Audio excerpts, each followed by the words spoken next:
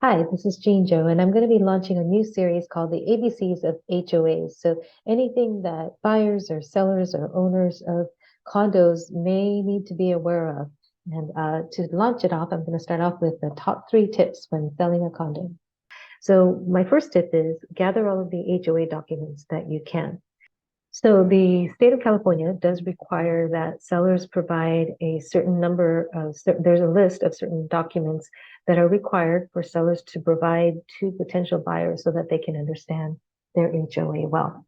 Well, what are those documents? So here's a list of them. One is the Articles of Incorporation.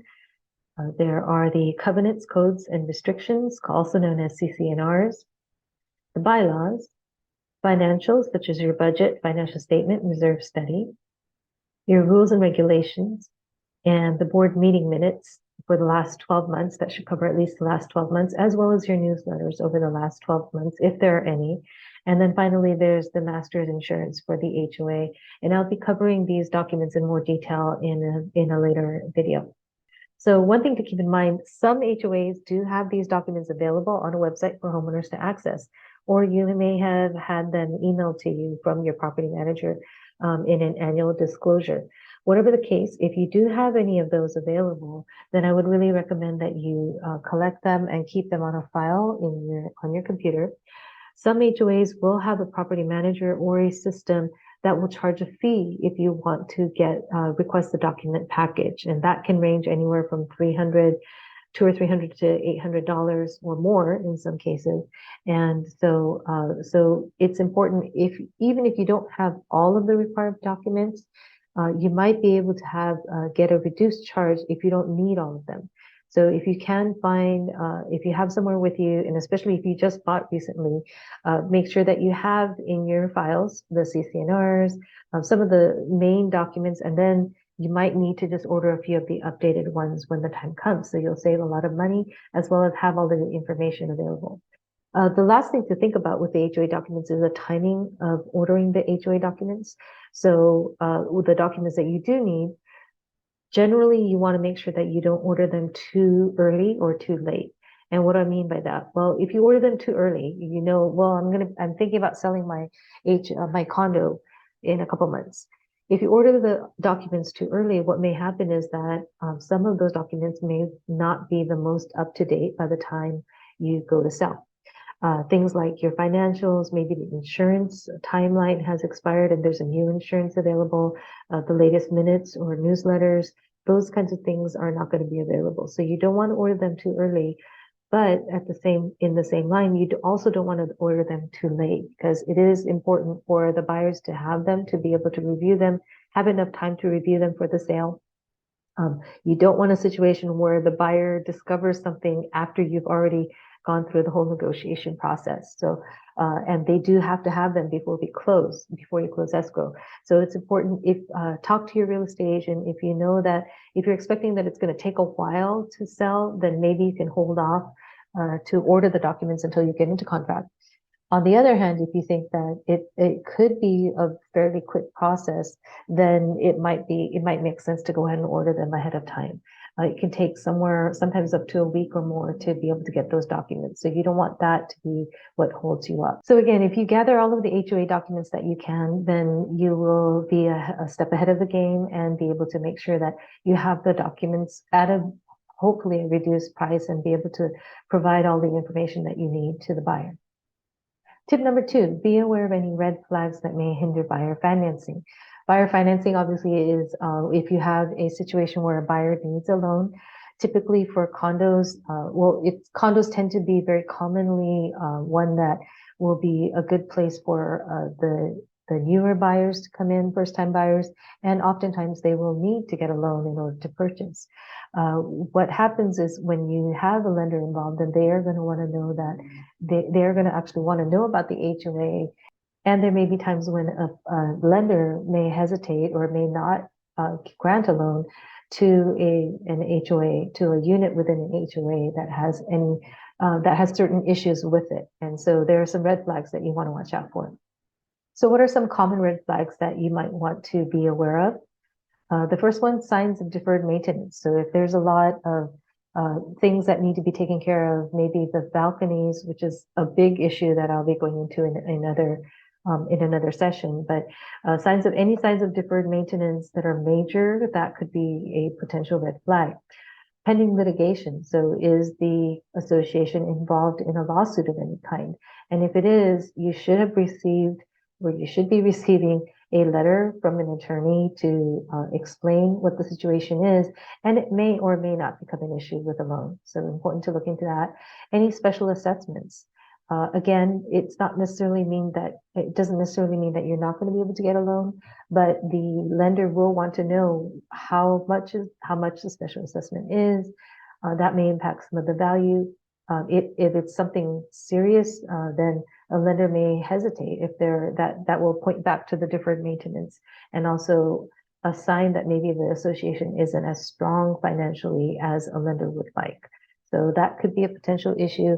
Delinquency ratio, and what this has to do with is the how many units or how many homeowners are delinquent in their monthly HOA dues. And this could also be a red flag in terms of how strong the finances will be of the association. If you have a lot of people who are delinquent, that's not a good sign, and it means that you might not have the operating expenses that you need or a good amount of reserves. The percentage of rentals, and I will talk about this in a different video, but that will be there.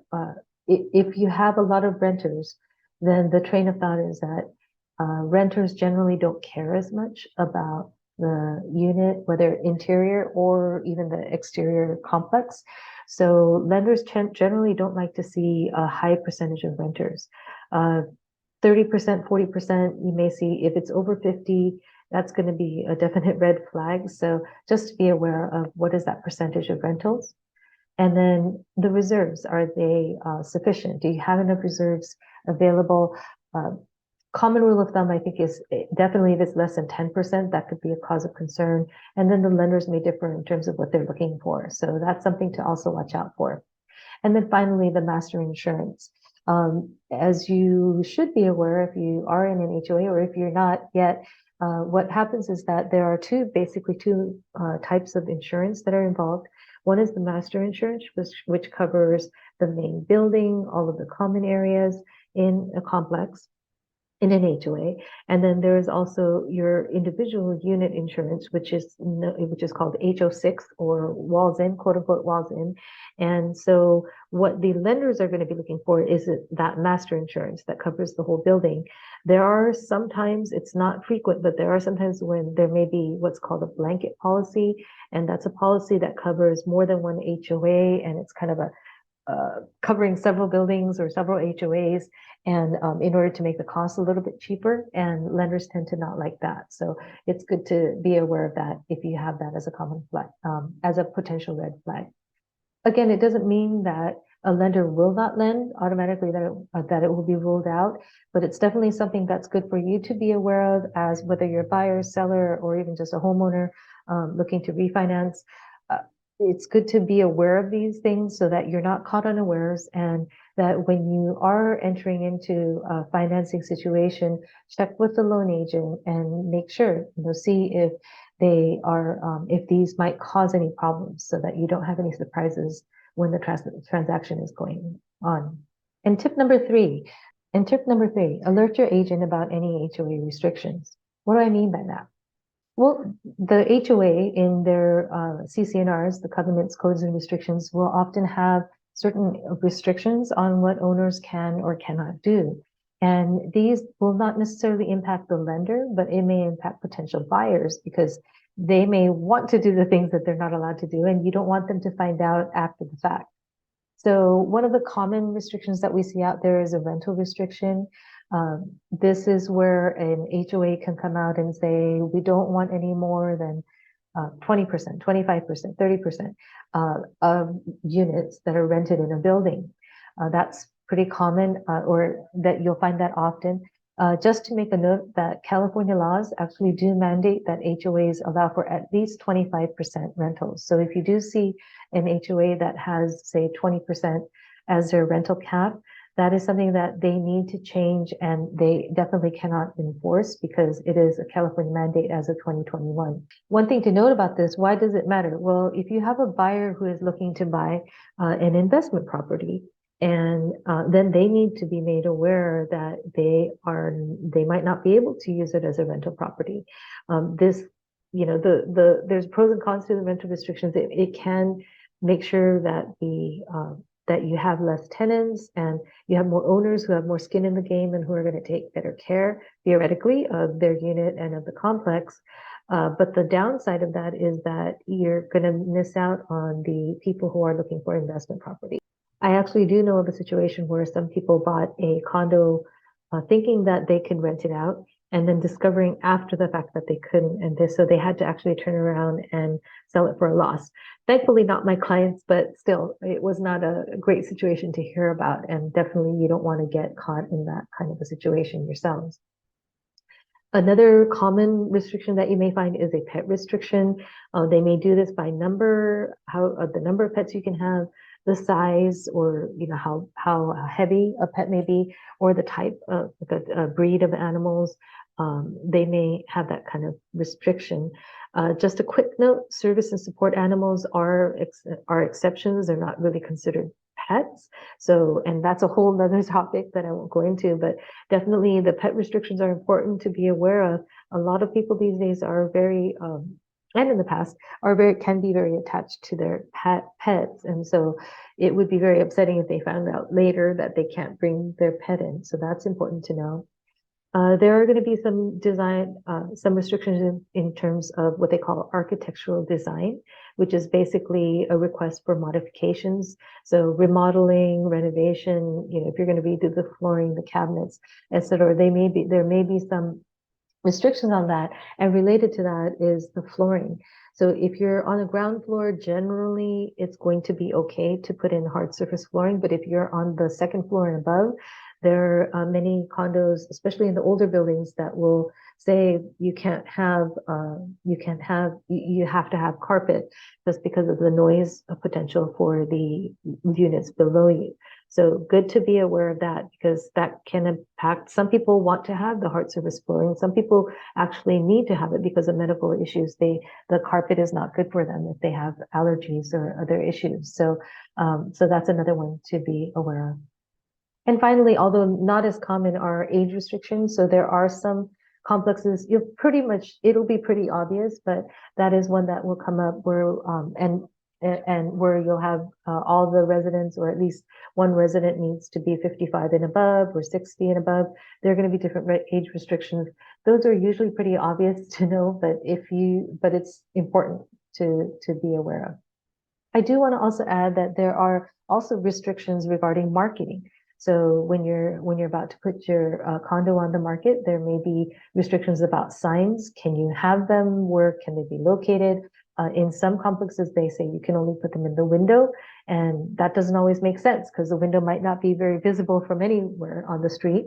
Also, lock boxes, there may be restrictions in terms of again, whether you can have them or not, or if you can, where they should be placed. There may be some notes regarding open houses, especially if you have a secured entry, and how to conduct that. And then moving rules for staging, which often get overlooked.